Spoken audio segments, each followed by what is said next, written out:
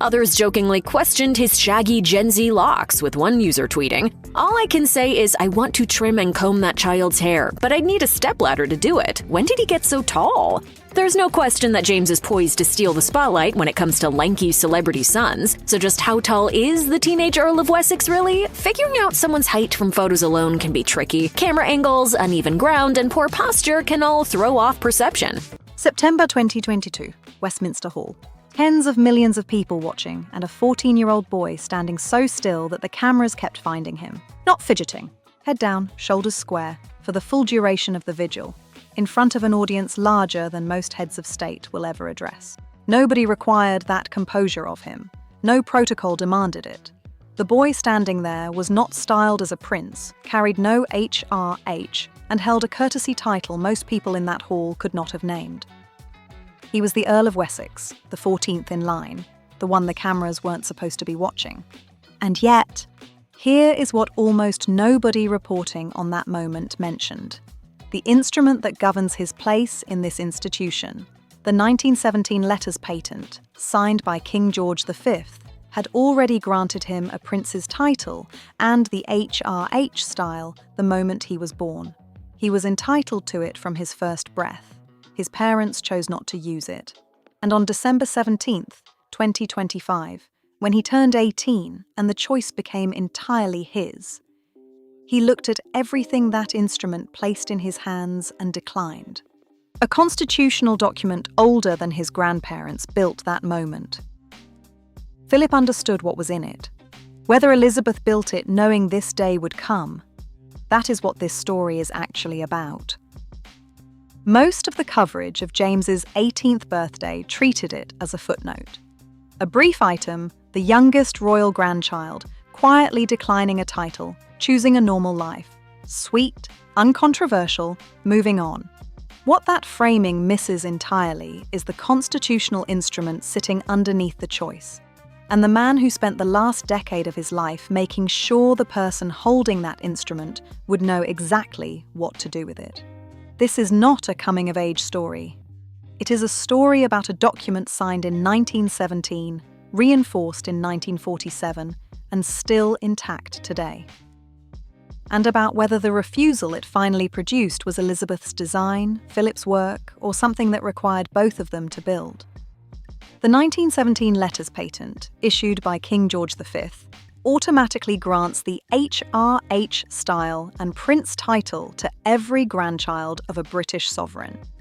James was entitled to both from the moment he was born.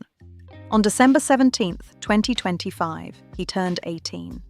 The choice became legally and entirely his. He declined.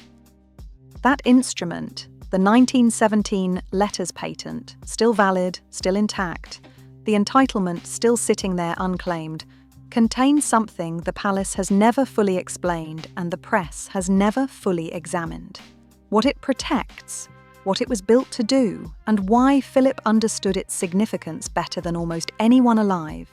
That is what the next 20 minutes are about. Subscribe before we go further, because what this instrument actually contains, and what it means that the one person entitled to activate it chose not to, is more complicated than anything currently being reported.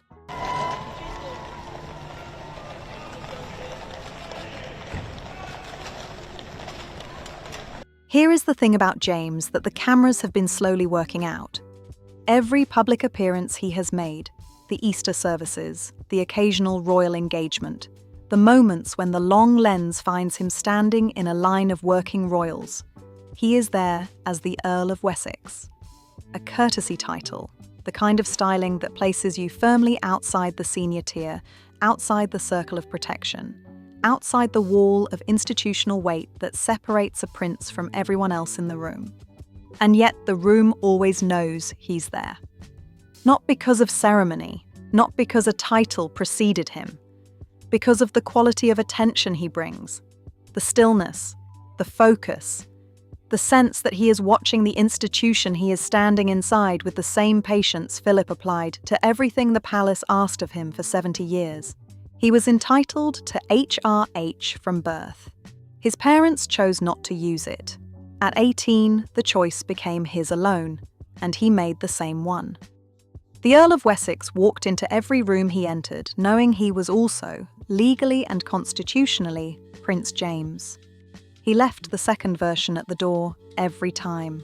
That is not a passive omission. That is a choice, repeated publicly for 18 years. What makes that choice constitutionally unusual is that nothing about it is permanent. The 1917 letters patent does not expire. The entitlement does not lapse. James did not renounce the title. There is no mechanism in the instrument for renunciation. What he did is simpler and, in some respects, more significant. He declined to exercise a right that remains fully intact. The HRH style is still his. The Prince title is still his. The instrument is still in force. He is, at this moment, simultaneously the Earl of Wessex and, by the unambiguous terms of a royal instrument that has governed succession styling for over a century, His Royal Highness Prince James. One version of him attends public engagements, travels with his parents, and sits quietly in the row behind the working royals at Windsor. The other version exists only on paper, in a Gazette entry from 1917, waiting. The palace has said nothing about which version is permanent. Neither has James. This is not a story about a young man declining a title. It is a story about a constitutional instrument built in 1917 and reinforced in 1947, and the 18-year-old who looked at what it offered and chose to leave it on the table. The personal decision is the surface.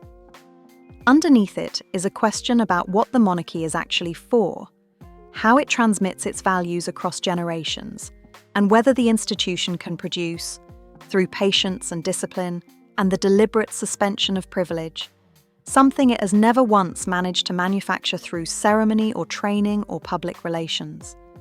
The people paying genuine attention to this institution, not the tabloids, not the documentary producers, understand that the most consequential royal stories are the ones that take decades to land.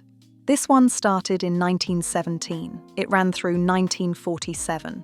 It passed through a riverbank at Balmoral and a vigil at Westminster Hall, and it arrived, quietly, on a Tuesday in December 2025, when an 18-year-old declined a title and the palace said nothing. The 1917 letters patent, what it actually protects, and why Philip understood its significance better than anyone who has publicly commented on it, is what the next section is about. Every channel covering James right now is telling you about his composure, his education, his quiet public appearances. What none of them are explaining is why the instrument underneath his choice has been in continuous force for over a century, and what it means that the one person entitled to activate it has, so far, refused to. Did Sophie and Edward make the right call, raising their children as private citizens before princes? Or did they gamble with their children's futures and get lucky? Drop it in the comments. I'm reading everyone. This is a story about an institution that has spent 8 decades trying to manufacture loyalty, and one family that simply produced it. James, who turned 18 in December 2025, has only recently begun embracing the attention that comes with his role in the royal family. The freshly graduated teen is the son of Prince Edward, Duke of Edinburgh, the youngest brother of King Charles, and Sophie, Duchess of Edinburgh. Philip did not explain things. That was the point. Every account of his time with the younger grandchildren at Balmoral describes the same pattern. Early mornings, the river, long stretches of silence. The fishing lessons were not lessons in the conventional sense. No classroom, no debrief, no formal transmission of wisdom. What Philip offered was something simpler and considerably harder to replicate. He showed up, repeatedly. In the cold, before the day had given anyone a reason to be gracious about it, with the full weight of his attention directed at whatever the river required next. James was the youngest, the one who had the most mornings on the river, because Philip was still there when the others had grown up and moved on. Secondary biography places them together at Balmoral across multiple years. The pattern documented not through palace statements, but through the accumulated texture of family accounts, and the recollections of those who moved through the estate during those seasons. Nobody required Philip to be there. The institution had no use for it. He chose it anyway. That detail matters more than it appears to. That instrument from 1917, what it actually protects and why the refusal it eventually produced is different from any other title decision in living memory, is what the next rung is about. But first, September 2022, Westminster Hall, the lying in state for Queen Elizabeth II. 8 members of the royal family standing vigil over the coffin, broadcast live to tens of millions. The cameras were there for the senior royals, Charles, Anne, Andrew, Edward. What they found, and kept returning to, was the 14-year-old at the end of the line. Head bowed, completely still, not performing stillness, inhabiting it. For the full duration of the vigil, in front of an audience no preparation could fully account for, James held a composure that professional royal watchers noted publicly and the palace noted privately. He was 14. He had spent years on a Scottish riverbank learning to be still before the moment required it. The conversation inside the palace about James shifted after that vigil. Not loudly. Nothing in this institution moves loudly. But the quality of attention directed at him changed. The 14-year-old who stood in Westminster Hall was not the same category of royal as the one who had walked in. Philip was dead. He had been dead for 17 months. The vigil was, among other things, a proof of receipt. The letters patent Elizabeth left intact, still in force, still unreachable by anyone but the person it names, is the reason James could choose the moment, not the other way around. So here is what the 1917 instrument actually says. King George V issued letters patent in 1917 establishing that the grandchildren of a British sovereign hold the H.R.H. style and the prince or princess title automatically. No ceremony required. No acceptance ceremony, no formal claim. The entitlement exists the moment the grandchild exists. James was Prince James from his first breath. Then, 1947. King George VI issues London Gazette, issue 38,128, the Edinburgh Letters Patent. Lieutenant Sir Philip Mountbatten receives 3 dignities: Baron Greenwich, Earl of Merioneth, Duke of Edinburgh.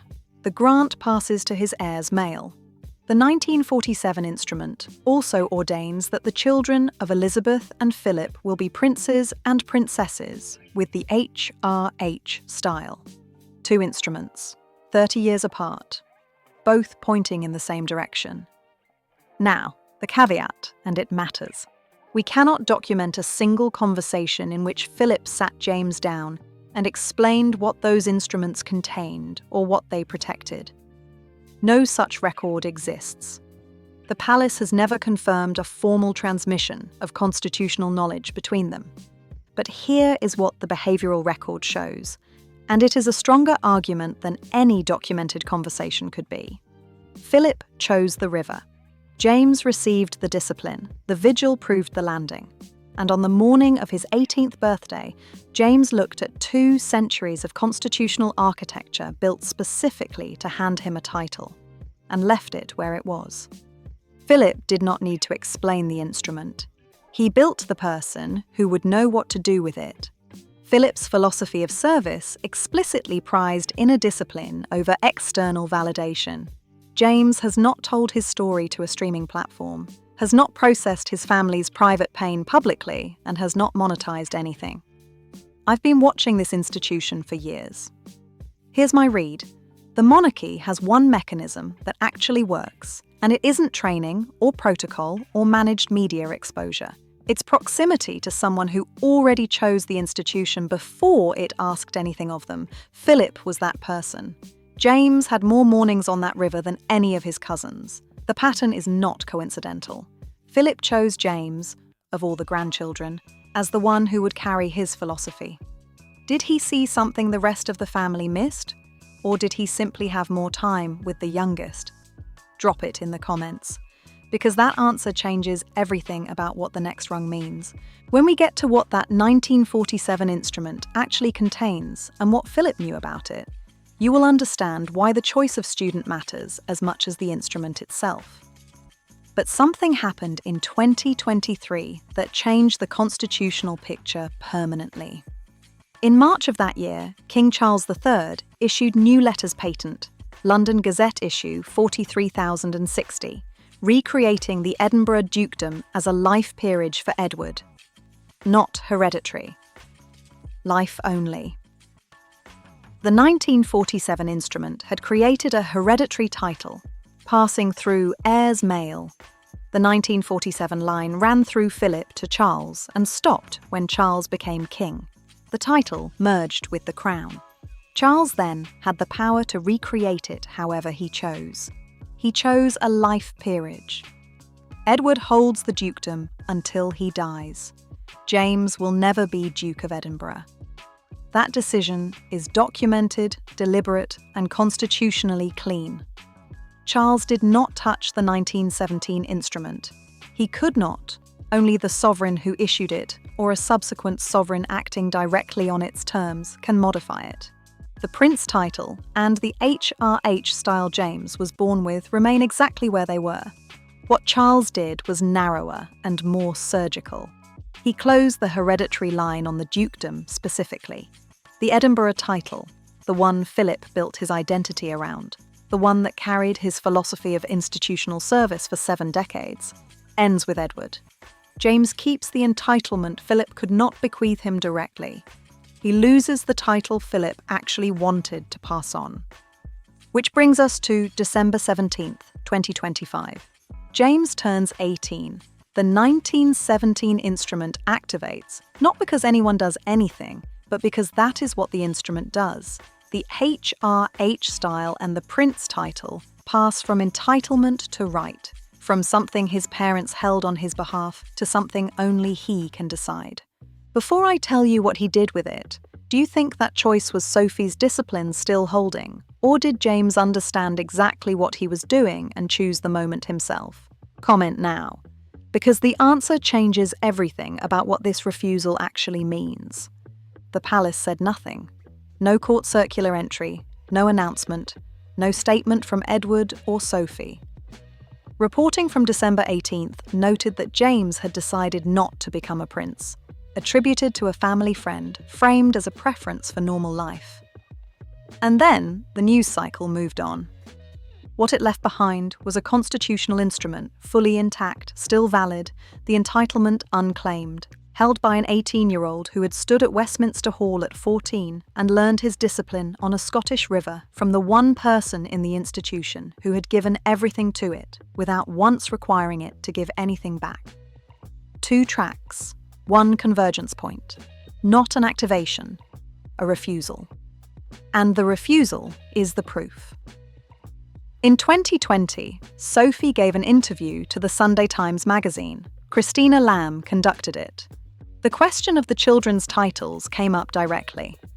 Sophie confirmed that James and Louise have the rights, both of them, and can choose to use them from the age of 18. Then she said something more specific. She predicted James would choose not to, not because the title was unavailable, not because the instrument had lapsed, because of who he was being raised to be. That interview is 5 years old, the prediction held. Marlene Koenig is a constitutional record specialist with documented expertise in royal instruments and succession styling. Her position on the 1917 letters patent is specific. The entitlement is automatic. It cannot be revoked by parental preference, and a press release from Buckingham Palace in 1999 carries no legal force against a sovereign instrument. The title was always James's. The 1999 agreement between the palace, Edward and Sophie governed how the family would present publicly, not what the instrument contained. This is important to state clearly. Charles's 2023 letters patent closed the Edinburgh hereditary line. It did not touch the 1917 instrument. What the documented record shows is a sovereign who was precise about what he could reach and left untouched what he could not. The HRH style and the prince title remain. The dukedom does not. Philip gave up everything the institution asked of him without complaint. His naval career, his name, his independence, surrendered cleanly, publicly, permanently. That surrender is the foundation on which everything he built at Balmoral sits. The same man was documented as cold toward Harry and Diana. Not ambiguous, cold. Named, recorded, consistent. That complexity does not diminish the discipline he transmitted to James. It sharpens it. What passed through those fishing lessons came from someone who understood institutional cost from the inside, at full price. Elizabeth built the instrument that made James's choice possible. The loneliness of a woman who protected everyone around her through architecture rather than warmth. That is in the 1947 letters patent too, if you know how to read it. The private cost of a public life she never chose to narrate. Named once, clearly, and then left where it belongs. The institution over every individual who needed her. That verdict stands and does not soften. Sophie made a decision in 1999 that contradicted every established norm of royal child rearing. It held for 18 years without deviation. Whatever else is true about that family, the consistency of that choice is not a PR strategy. 18 years is a character. What the documented picture actually shows is a specific pattern of silence. The palace has never addressed the Philip-James relationship directly. The Balmoral fishing lessons, never contextualized, never minimized, never officially attributed. The composure at Westminster Hall, photographically documented, publicly broadcast, and never explained by anyone with institutional authority. The significance of the December 2025 refusal, not acknowledged, not framed, not placed in any constitutional context by any palace source. Nobody put this on record. But the silence is not neutral. Institutions of this kind do not fail to comment on things that don't matter. Here is my read. Philip did not mentor James because the institution asked him to. He did it because he understood from 70 years inside the machine that the only transmission that holds is the one nobody can mandate. James's refusal is not the absence of an outcome. It is the outcome. The instrument is intact, the choice was his, and he put it down. That is exactly what Philip would have done. Marlene Koenig's field depends on the monarchy remaining constitutionally coherent. That is worth naming before using her as a source. Her professional interest is in the institution's stability, which means her reading of these instruments is not neutral. It is also not wrong. Her documented position, the 1917 letters patent, is sovereign legislation, a family agreement, a press release, a parental preference. None of these instruments carry force against it. James's entitlement exists independently of every decision his parents made. The refusal is his. So is the right he refused. What the official line was, a young royal choosing a normal life. What the documented record actually shows, a constitutional instrument fully intact, an 18-year-old with full legal standing to activate it, and a choice that required understanding what was in his hands before he could put it down. Here's what this story was never really about. It was never about a title. Not the 1917 instrument, not the Edinburgh Letters patent, not the constitutional framework sitting intact and untouched since King George signed it into the Gazette. Those are the mechanisms. The story is something else entirely. What Philip spent the last decade of his life quietly building was not a prince. It was a posture toward the institution, patient, disciplined, willing to serve without requiring the institution to acknowledge it. And the proof that the transmission worked is not a palace announcement, not a court circular, not a ceremony in the spring of 2026. The proof is a refusal. An 18-year-old entitled to a style no one in the country could take from him, looking at everything the institution had placed in his hands and putting it back down. Philip never announced what he was building. The river at Balmoral was not a classroom. That vigil was not a performance. What passed between them did not require a ceremony. The institution has spent 8 decades trying to manufacture exactly this: a royal who chooses service over visibility, who holds the title lightly, who understands that the weight of the thing comes from what you do with it, not from what it says on the Gazette entry. It has never once succeeded by trying. Every attempt, the formal training, the public duties, the carefully managed introductions, has produced something the public can see through. The camera always finds the difference between a person performing service and a person who was shaped by it before they ever knew they were being shaped. Philip understood this, not theoretically. From the inside, from the full cost of a life given over to an institution that gave nothing back but the weight of its own continuity. The most consequential things one generation passes to the next are never announced. No ceremony marks them. No gazette records them. They arrive in silence, in patience, in the cold of a Scottish morning on a river where nobody is watching, and they land only in the person who was already built to receive them. James did not choose to become a prince. That was precisely the point. What that choice means under William's reign is a question the institution has not yet had to answer. When the crown passes, the constitutional instrument James declined will still be there, intact, valid, and held by someone who has already demonstrated he does not need it. That is not a problem for the monarchy. It may be the closest thing to a solution it has produced in a generation. But Philip's story does not end here.